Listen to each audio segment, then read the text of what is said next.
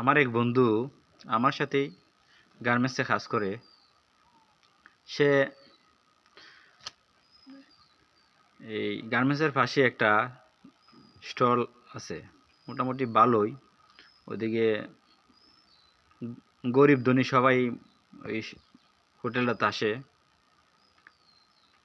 কোনো কোনো সময় যে দেখা যায় গাড়ি নিয়েও আসে বড় লোকরা, আবার এদিকে লেবাররাও যায়। এরকম একটা হোটেল, বড় হোটেল। তা আমার বন্ধুটাও সকালে নাস্তা করতে গেছে শুক্রবারের দিন। ওই আমার কাছে আইয়া গল্পটা বলছে, আর আমি শেয়ার করতেছি আপনাদের কাছে। ওই নাস্তা খাইতেছে দেখে হঠাৎ চাইয়া একটা কার গাড়ি, ওই গাড়িটার চাকার নিচে একটা 1000 টাকার নোট। আর নোটটা চাকাটার নিচে এমনভাবে পড়ছে যে নোটটা টান দিলে আসে না, যদি আসে তো অর্ধেক ছিঁড়ে দেবো গা। ওই টাকাটা যদি ছিঁড়ে যায় তাহলে তো মূল্য থাকে না টাকাটার।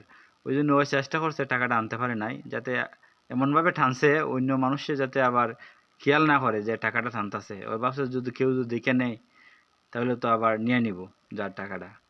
ও একটু মানুষে যাতে না দেখে এরমভাবে টানছে, না টাকাটা আনতে পারছে না। তারপরে আবার ভাবতেছে যে 1000 টাকার নোট, দেখি গাড়িটা যদি 10-15 মিনিটের ভিতরে সরাইলায় পরে আমি ওই টাকাটা নিয়ে নিব। ওইটা মনে কইরা হোটেলের মধ্যে আগেতে কিন্তু আইসা সেরি নাস্তা করিলছিল, এখন বসে রয়েছে। তারপর হোটেলওয়ালা কইতেছে, ভাই কিছু না খাইলে জায়গা খালি করেন, লোক দেখেন না দাঁড়ায় রয়েছে। ওই কী করছে, ওই টাকাটা চিন্তা করিয়া আবার মনে করেন ঠান্ডা খায়, কোক খায়, ওইটা খায়, চা খায়। ওই খাইতে খাইতে বিল তুলতেছে মোটামুটি ভালোই। আর ওর তো ভিতরে আছে যে ওই গাড়িটা যদি সরায় টাকাটা তো কেউ দেখে না আমি ছাড়া, গাড়িটা যদি সরায় তা আমি নোটটা নিয়ে নিব। এই ফাঁকি দিয়ে আবার আরও 2-1 জনে ফলো করছে, এটা হ্যাঁ খেয়াল করে নাই। মানে যেই হোটেলে তাই ঢুকতেছে এটাই কিন্তু প্রায় মানুষেরই নজরে পড়তেছে। মানুষ তো একবারে সবাই নিচের দিকেই বেশিরভাগে তাকাই আইয়ে, তো এমন সাইডে দিয়ে আইয়ে যে প্রায় মানুষেরই নজরে পড়ছে। আরও 2-3 জন ওর মতোই এই টাকাটা নেওয়ার জন্য মনে করেন অপেক্ষা করতেছে হোটেলে। হোটেলে মনে করেন 5-7 জন জড়ো হয়ে গেছে গা। আর কেউ কাছে কেউ বলে না যে এই টাকাটা যে দেখছে, ভাবতেছে যদি বলি তাহলে জানাজানি হইব, যার টাকাটা হ্যাঁ নিয়ে নিব।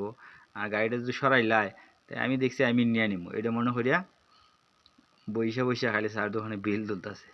পরে একটু পরে যে লোকের গাড়ি, ওই লোকে মনে করেন নাস্তা কইরা আরও 2-1 জন আসিল, ওরা গল্প টল্প কইরা একটু সময় নিছে কি।